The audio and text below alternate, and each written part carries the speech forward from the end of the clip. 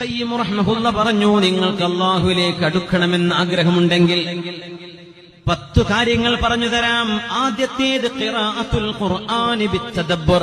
അല്ലാഹുവിന്റെ വചനങ്ങൾ അർത്ഥമറിഞ്ഞുകൊണ്ടൊന്ന് പഠിക്കാൻ സമയം കണ്ടെത്തണം. ഓതിയാൽ കൂലിയാണ്, അർത്ഥമറിയാതെ ഓതിയാലും അല്ലാഹു കൂലി തരും. രണ്ടാമത് പറഞ്ഞു, നിങ്ങൾ അല്ലാഹുവിന് വേണ്ടി സുന്നത്ത് നിസ്കാരങ്ങൾ ചെയ്യണേ. ഫർള് മാത്രം പോരാ, സുന്നത്ത് നിസ്കരിക്കണം. മൂന്നാമത്തേത് അല്ലാഹുവിനെ കുറിച്ചുള്ള ദിക്ർ വേണം, നാവിലെ ദിക്ർ വേണം.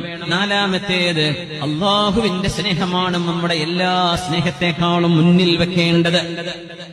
5 അല്ലാഹുവിന്റെ അസ്മാഉൽ ഹുസ്ന നമ്മൾ ഓതണം, പഠിക്കണം. 6ാമത്തേത് അല്ലാഹുവിന്റെ അനുഗ്രഹങ്ങൾ നമ്മൾ എപ്പോഴും കണ്ണുകൊണ്ട് കാണുകയും നാവുകൊണ്ട് അതിന് ശുക്ർ പറയുകയും ചെയ്യുക. 7ാമത്തേത് അല്ലാഹുവിന്റെ മുമ്പിൽ മനസ്സുകൊണ്ട് നമ്മൾ ചെറുതാവണം. അല്ലാഹുവിന്റെ മുന്നിൽ ഞാൻ ഒന്നുമല്ല എന്ന് മനസ്സുകൊണ്ട് തോന്നണം.